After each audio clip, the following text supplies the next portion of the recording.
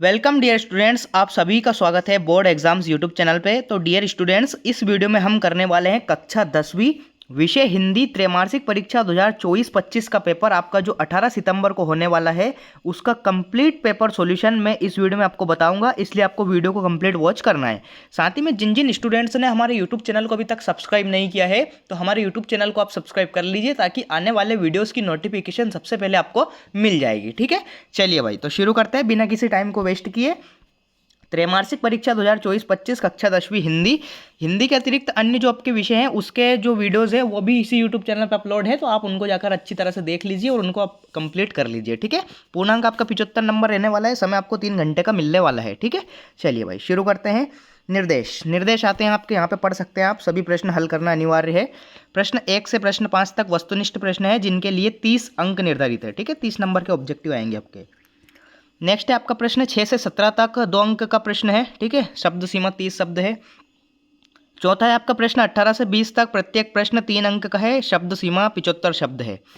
और पांचवा है आपका प्रश्न 21 से 23 तक, प्रत्येक प्रश्न 4 अंक का है। ठीक है, ये आपके निर्देश हो जाएंगे। चलिए शुरू करते हैं। पहला क्वेश्चन क्या है, सही विकल्प चुनकर लिखिए। 6 क्वेश्चन हैं ये, चलिए इनको देख लेते हैं अच्छी तरह से।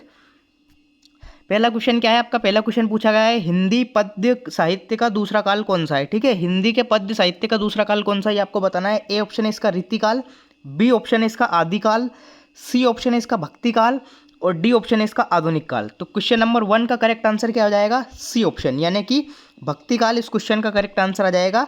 सी ऑप्शन इस क्वेश्चन का करेक्ट आंसर आ जाएगा। नेक्स्ट क्वेश्चन, गोपियों को ज्ञान व योग की बातें कैसी लगती है। ठीक है, चलिए ए ऑप्शन है इसका मधुर, बी ऑप्शन है इसका नीरस, सी ऑप्शन है इसका कड़वी ककड़ी सी और डी ऑप्शन है इसका अग्नि के समान। तो गोपियों को ज्ञान व योग की बातें लगती है कैसी, कड़वी ककड़ी सी, यानी कि सी ऑप्शन इस क्वेश्चन का करेक्ट आंसर आ जाएगा। नेक्स्ट क्वेश्चन, क्वेश्चन नंबर 3, कलम का जादूगर कहा जाता है। कलम का जादूगर किसे कहा जाता है। ठीक है, ए ऑप्शन है इसका स्वयं प्रकाश जी को, बी ऑप्शन है इसका सर्वेश्वर दयाल सक्सेना जी को, सी ऑप्शन है इसका मनु भंडारी को और डी ऑप्शन है इसका रामवृक्ष बेनीपुरी को। क्वेश्चन नंबर 3 का करेक्ट आंसर क्या जाएगा, रामवृक्ष बेनीपुरी जी को कहा जाता है, इसलिए डी ऑप्शन इस क्वेश्चन का करेक्ट आंसर आ जाएगा। कलम का जादूगर रामवृक्ष बेनीपुरी जी को कहा जाता है। नेक्स्ट क्वेश्चन, क्वेश्चन नंबर 4 है आपका नेताजी का चश्मा पाठ की विधा क्या है। ठीक है, ए ऑप्शन है इसका एकांकी, बी ऑप्शन है इसका निबंध, सी ऑप्शन है इसका व्यंग और डी ऑप्शन है इसका कहानी। तो क्वेश्चन नंबर 4 का करेक्ट आंसर क्या जाएगा आपका, कहानी, यानी कि डी ऑप्शन इस क्वेश्चन का करेक्ट आंसर आ जाएगा। नेक्स्ट क्वेश्चन, पांचवा क्वेश्चन है आपका रसात्मकम वाक्यम काव्यम परिभाषा किस आचार्य की है। ठीक है, ए ऑप्शन है इसका आचार्य जगन्नाथ, बी ऑप्शन है इसका आचार्य मम्मट, सी ऑप्शन है इसका आचार्य विश्वनाथ और डी ऑप्शन है इसका रामचंद्र शुक्ल। तो क्वेश्चन नंबर 5 का करेक्ट आंसर क्या जाएगा, आचार्य विश्वनाथ की ये परिभाषा है, तो सी ऑप्शन इस क्वेश्चन का करेक्ट आंसर आ जाएगा। ठीक है, आचार्य विश्वनाथ। नेक्स्ट क्वेश्चन, भोलानाथ के पिता भक्त थे। भोलानाथ के पिता किसके भक्त थे ये आपसे पूछा गया है। ए ऑप्शन है इसका गणेश जी के, बी ऑप्शन है आपका शिव जी के, सी ऑप्शन है आपका दुर्गा माता के और डी ऑप्शन है आपका कृष्ण जी के। तो क्वेश्चन नंबर 6 का करेक्ट आंसर क्या जाएगा आपका, शिव जी के। ठीक है, बी ऑप्शन इस क्वेश्चन का करेक्ट आंसर आ जाएगा। बी ऑप्शन इस क्वेश्चन का राइट आंसर आ जाएगा। इस प्रकार से आपके 6 नंबर के सही विकल्प हो जाएंगे। नेक्स्ट क्वेश्चन, प्रश्न 2 है आपका रिक्त स्थानों की पूर्ति आपको करना है। ये 6 नंबर के क्वेश्चन है, चलिए इनको देख लेते हैं। पहला क्या है, सूरदास जी मुख्यतः रिक्त स्थान रस के कवि हैं। तो सूरदास जी मुख्यतः वात्सल्य रस के कवि हैं। ठीक है, वात्सल्य इसका राइट आंसर आ जाएगा। नेक्स्ट क्वेश्चन, गोपियां उद्धव को रिक्त स्थान मानती है, हतभागी मानती है बड़भागी। गोपियां उद्धव को बड़भागी मानती है। ठीक है, बड़भागी इसका राइट आंसर आ जाएगा। तीसरा है जीवनी गद्य की कैसी विधा है, महत्वपूर्ण विधा है या गौण विधा है। तो जीवनी गद्य की गौण विधा के अंतर्गत आती है, तो इसमें गौण आपको राइट आंसर लिखना है। ठीक है, नेक्स्ट, नायक नायिका के संयोग या वियोग का वर्णन रिक्त स्थान रस में होता है, श्रृंगार रस में होता है, सभी को पता है। ठीक है, श्रृंगार इसका राइट आंसर आ जाएगा। पांचवा है भोलानाथ के पिता आटे की गोलियां रिक्त स्थान को खिलाते थे। किसको खिलाते थे, मछलियों को खिलाते थे, तो मछलियों को इसका राइट आंसर आ जाएगा। चौपाई के प्रत्येक चरण में रिक्त स्थान मात्राएं होती है। तो चौपाई के प्रत्येक चरण में 16-16 मात्राएं होती है। ठीक है, 16-16 मात्राएं होती है, सममात्रिक छंदी होता है, तो 16-16 मात्राएं इसका राइट आंसर आ जाएगा। तो इस प्रकार से आपके 6 नंबर के रिक्त स्थान यहाँ पे हो जाएंगे। नेक्स्ट क्वेश्चन, सही जोड़ी मिलाइए, सही जोड़ी मिलाइए और स्तंभ आपको स्तंभ बा से मैच आपको करना है। चलिए देख लेते हैं। आत्मकथ्य, आत्मकथ्य को काई से मैच करना है, आत्मकथ्य को मैच करना है आपको जयशंकर प्रसाद से। ठीक है, 3 वर्णों का मेल गण कहलाता है, गण करना है आपको। एकमात्र सहारा के लिए मुहावरा क्या हो जाएगा, अंधे की लाठी, यानी कि एकमात्र सहारा। अलंकार क्या हो जाएगा, अलंकार आभूषण है। जिस प्रकार नारी की सुंदरता आभूषण बनाते हैं, उसी प्रकार काव्य की सुंदरता अलंकार बनाते हैं। ठीक है। कैप्टन चश्मे वाला, प्रतिमा पर चश्मा, साना साना हाथ जोड़ी, यात्रा वृत्तांत है। ठीक है। इस प्रकार से आपका 6 नंबर का सही जोड़ी यहाँ पे पूछी जाएगी। नेक्स्ट क्वेश्चन, क्वेश्चन नंबर 4, एक शब्द या एक वाक्य में उत्तर आपको लिखना है। चलिए, पहला क्या है, श्री कृष्ण का योग संदेश गोपियों के लिए कौन लेकर आया था? तो उद्धव लेकर आया था। कौन? उद्धव। ठीक है, उद्धव इसका राइट आंसर आ जाएगा। पहले में उद्धव आपका करेक्ट आंसर आ जाएगा। नेक्स्ट क्वेश्चन, सूर सारावली के कवि का नाम क्या है? तो सूर सारावली के कवि का नाम है सूरदास। क्या है? सूरदास। सूरदास इसका राइट आंसर आ जाएगा, सूरदास। नेक्स्ट क्वेश्चन, नेताजी की मूर्ति किससे बनी थी? तो इस क्वेश्चन का आंसर आपको कमेंट बॉक्स में मुझे बताना है। ये आपके लिए होमवर्क रहने वाला है। ठीक है, कमेंट बॉक्स में मुझे बताइए, ये आपके लिए होमवर्क का है। ठीक है, homework. Next question, question number 4, Hindi गद्य की सर्वाधिक लोकप्रिय विधा कौन सी है? कहानी है। ठीक है, कौन सी विधा है?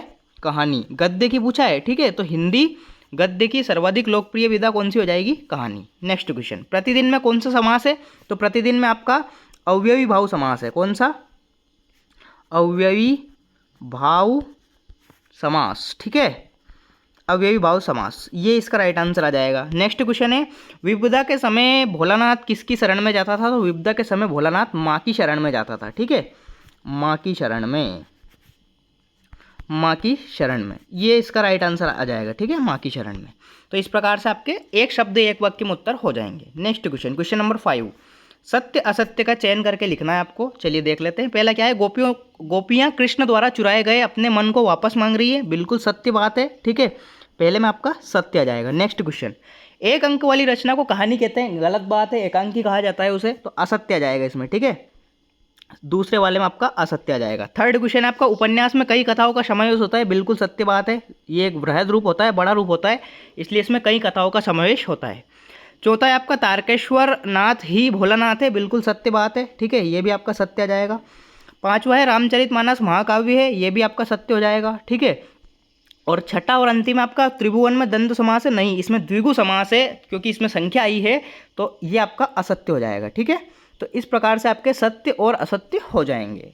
आप इसका स्क्रीनशॉट ले लीजिए और अच्छी तरह से इन्हें याद कर लीजिए। Next question, question number 6, question number 5, 6, अब आपके ऑब्जेक्टिव का सॉल्यूशन मैंने आपको यहाँ पे बता दिया है। अब क्वेश्चन एंड आंसर अपन देख लेते हैं। चलिए, पहला क्वेश्चन, पांचवा मतलब, प्रगतिवाद की कोई दो विशेषताएं लिखिए। 2-2 नंबर के क्वेश्चन है। प्रगतिवाद की कोई दो विशेषताएं, प्रवृत्तियां लिखिए, अथवा इसका रीतिकाल को श्रृंगार काल क्यों कहा जाता है। ठीक है, ये बताना है आपको। नेक्स्ट, सूरदास की दो रचनाओं के नाम एवं काव्यगत विशेषताएं आपको लिखनी है, अथवा इसका गोस्वामी तुलसीदास की दो रचनाओं के नाम एवं काव्यगत विशेषताएं आपको लिखनी है। नेक्स्ट क्वेश्चन, क्वेश्चन नंबर 7 है आपका, उद्धव के व्यवहार की तुलना किससे की गई है, और अथवा इसका गोपियों द्वारा उद्धव को भाग्यवान कहने में क्या व्यंग्य निहित है। ठीक है, चलिए नेक्स्ट देखते हैं। क्वेश्चन नंबर 8, क्वेश्चन नंबर 8 क्या है आपका, परशुराम के क्रोध करने पर लक्ष्मण ने धनुष के टूट जाने के लिए कौन कौन से तर्क दिए हैं, अथवा इसका लक्ष्मण ने वीर योद्धा की क्या क्या विशेषताएं बताई है। ठीक है, 2-2 नंबर के क्वेश्चन है, इनका सॉल्यूशन आपको बहुत जल्दी दिया जाएगा, इसलिए आप चैनल से जुड़े रहिए और चैनल को सब्सक्राइब कर लीजिए। 9वां क्वेश्चन है आपका, चौपाई छंद की परिभाषा उदाहरण सहित आपको लिखना है, अथवा है इसका अतिशयोक्ति अलंकार की परिभाषा उदाहरण सहित आपको बताना है। नेक्स्ट क्वेश्चन, क्वेश्चन नंबर 10 है आपका, महाकाव्य एवं खंड काव्य में दो अंतर लिखना है आपको, और 10वां रस किसे कहते हैं, वात्सल्य रस को कहते हैं, तो उदाहरण सहित आपको बताना है। ठीक है, चलिए नेक्स्ट क्वेश्चन देखते हैं। नेक्स्ट है आपका 11वां क्वेश्चन, 2-2 नंबर के क्वेश्चन है। 11वां क्वेश्चन क्या है, रिपोर्टार्ज किसे कहते हैं, ये बताना है आपको, अथवा इसका हिंदी साहित्य के दो निबंधकारों के नाम एवं उनकी रचनाएं आपको बताना है। 12वां क्वेश्चन है आपका, आत्मकथा और जीवनी में कोई दो अंतर आपको बताना है, अथवा है इसका कहानी एवं उपन्यास में कोई दो अंतर आपको बताना है। Next question 13th, Manu Bhandari की भाषा शैली एवं दो रचनाएं लिखिए, और अथवा है इसका स्वयं प्रकाश जी की भाषा शैली एवं दो रचनाएं आपको लिखना है। नेक्स्ट क्वेश्चन है 14वां क्वेश्चन, भगत की पुत्र वधू उन्हें अकेला क्यों नहीं छोड़ना चाहती थी, अथवा इसका सेनानी ना होते हुए भी कैप्टन चश्मे वाले को लोग कैप्टन क्यों कहते थे। प्रश्न 15 है आपका, अर्थ के आधार पर वाक्य के भेद लिखिए, और अथवा इसका संधि के किसे कहते हैं, संधि के प्रकार आपको बताना है, संधि के भेद आपको बताना है। 16वां क्वेश्चन है आपका, निम्नलिखित वाक्यों को निर्देश अनुसार परिवर्तित करके लिखिए। पहला है इसका, मैं कल भोपाल जाऊंगी, इसको प्रश्नवाचक बनाना है, और दूसरा है इसका, यह आपका विद्यालय है, इसे निषेधवाचक आपको बनाना है। अथवा है इसका, निम्नलिखित मुहावरों के अर्थ सहित वाक्य बनाकर लिखिए। पहला है इसका, आँख का तारा होना, दूसरा है आग में घी डालना। नेक्स्ट क्वेश्चन 17 है आपका, माता का आंचल शीर्षक की उपयुक्तता बताइए और अथवा इसका बच्चे माता पिता के प्रति अपने प्रेम को कैसे अभिव्यक्त करते हैं। क्वेश्चन नंबर 18 है आपका, निम्नलिखित पद्यांश की सप्रसंग व्याख्या लिखिए। या तो आप ये वाला कर सकते हैं या इसके अथवा में भी दे रखा है, कोई सा भी आप कर सकते हैं। इसमें आपको क्या लिखना है, संदर्भ प्रसंग व्याख्या लिखनी है। 3 नंबर का क्वेश्चन हो जाएगा। 19वां क्वेश्चन आपका, निम्नलिखित गद्यांश की संदर्भ प्रसंग व्याख्या करनी है। आपको 2 गद्यांश दे रखे हैं अथवा में, आप तो या तो ये वाला कर सकते हैं या ये वाला कर सकते हैं। ठीक है, 3 नंबर का अगेन क्वेश्चन होने वाला है। क्वेश्चन नंबर 20, निम्नलिखित विषयों पर अनुच्छेद लिखिए। मेरे जीवन का लक्ष्य या फिर विज्ञापन लेखन से क्या आशय है। ठीक है, ये भी आपका 3 नंबर का क्वेश्चन होने वाला है। नेक्स्ट क्वेश्चन, निम्नलिखित अपठित काव्यांश को पढ़कर नीचे दिए गए प्रश्नों के उत्तर आपको लिखना है। गगन गगन तेरा यश फहराए, पवन पवन तेरा बल गहरा, क्षिति जल नभ पर डाल ढिंडोले, चरण चरण संचरण सुनहरा, और ऋषियों के वेश प्यारे भारत देश। क्या बात है, 4 नंबर का क्वेश्चन है। नीचे क्वेश्चन दे रखे हैं, उपयुक्त काव्यांश का शीर्षक लिखिए। दूसरा है, आप अपने देश को प्यार क्यों करते हैं, और तीसरा है, इसका उक्त काव्यांश का भावार्थ लिखिए। 21 काव्यांश को जिसको समझ में नहीं आ रहा है वो गद्यांश भी लिख सकते हैं। इसका अथवा देखिए, गद्यांश दे रखा है, निम्नलिखित अपठित गद्यांश को पढ़कर उसके उत्तर दीजिए। मानव का आकारण ही मानव के प्रति अनुदार हो उठना, न केवल मानवता के लिए लज्जाजनक है। ये वाला आपका दे रखा है। इसमें भी 3 क्वेश्चन पूछे गए हैं, ये भी 4 नंबर के हैं। 21 का अथवा है ये, आप इसको भी कर सकते हैं। उपयुक्त गद्यांश का शीर्षक लिखिए। यथार्थ मनुष्य किसे कहते हैं, उपयुक्त गद्यांश का सारांश लिखिए। ठीक है, ये आपके 3 प्रश्न हो जाएंगे, 4 नंबर के हैं ये, तो इनको आप अच्छी तरह से याद कर लीजिए। पैसेज में से इसके आंसर आप लिख सकते हैं। नेक्स्ट क्वेश्चन, क्वेश्चन नंबर 22 है आपका, विद्यालय के प्राचार्य को शाला शुल्क से मुक्ति हेतु आवेदन पत्र आपको बताना है, अथवा इसका परीक्षा में प्रथम स्थान प्राप्त करने पर अपने मित्र को बधाई पत्र लिखना है। एप्लीकेशन लेटर है, 4 नंबर का क्वेश्चन है। 23वां और अंतिम प्रश्न है आपका, निम्नलिखित विषयों पर रूपरेखा सहित निबंध लिखिए। 4 टॉपिक दे रखे हैं, कोई से भी आप एक कर सकते हैं इसमें से। ये भी 4 नंबर का क्वेश्चन है, निबंध आपको लिखना है, बिल्कुल इजीली आप कर सकते हैं। तो इस प्रकार से डियर स्टूडेंट्स, मैंने कक्षा 10वीं जो आपका हिंदी का पेपर है त्रैमासिक परीक्षा का 18 सितंबर का, उसका कंप्लीट पेपर सॉल्यूशन मैंने आपको यहाँ पे बता दिया है। अगर आपको किसी भी प्रकार का डाउट है तो मुझे कमेंट सेक्शन में ज़रूर बताइए। हिंदी के अतिरिक्त इंग्लिश, विज्ञान आदि इनके सभी के जो आपके सब्जेक्ट है उनके वीडियोस चैनल पे अपलोडेड हैं, तो आप उन्हें अच्छी तरह से जाकर देख सकते हैं। मिलते हैं अगले पेपर के साथ, तब तक के लिए टाटा बाय बाय, जय हिंद, वंदे मातरम।